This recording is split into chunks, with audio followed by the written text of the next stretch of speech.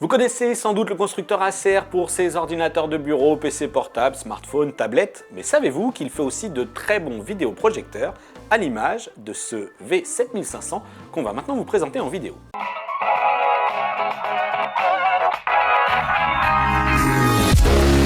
Et on ne va pas faire durer le suspense plus longtemps sur l'un des gros points forts de ce vidéoprojecteur, à savoir son prix. Il s'agit d'un modèle Full HD vendu 799 €. Alors certes, les vidéoprojecteurs Full HD ont vu leur prix descendre depuis le début de l'année, mais ce modèle dispense pour ce prix-là d'une très bonne qualité d'image. On a vraiment mesuré un bon taux de contraste, une bonne fidélité des couleurs et un gamma quasi parfait, ce qui fait qu'on a derrière moi une belle vidéoprojection et vous l'avez peut-être remarqué, l'image est vraiment très grande. En fait, sa focale qui est intégrée est à mi-chemin entre la focale courte et la focale classique. Résultat, si nos mesures sont faites à 2 mètres, la diagonale de l'image derrière moi fait à peu près 2,20 m, c'est 60 cm de mieux que les produits concurrents.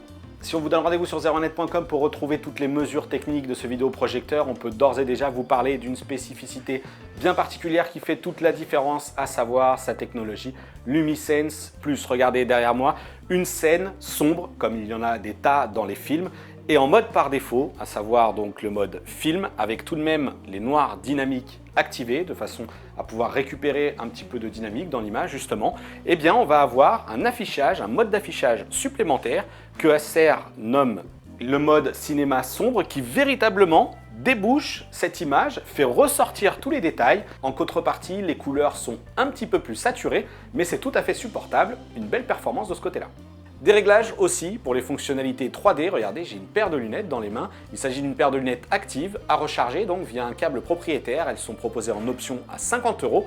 On les a testées. La 3D, on sait que ça ne convient pas à tout le monde, mais cette technologie DLP-Link fonctionne bien, on n'a pas ressenti de gêne particulière. Il y a un dernier point positif qu'on va tout de même un petit peu nuancer pour ce vidéoprojecteur. Il s'agit de sa trappe qui est ici placée sur le côté. Elle a pour but de dissimuler la connectique pour offrir une intégration la plus propre possible. Le problème, c'est qu'elle empêche toute connexion rapide et facile d'une nouvelle source. Et nous terminons ce test par les points faibles, à commencer par la télécommande. Si les menus sont très agréables, cette télécommande est d'une ergonomie assez pitoyable. Pas de rétroéclairage, des inscriptions toutes petites, vraiment Acer aurait pu faire mieux.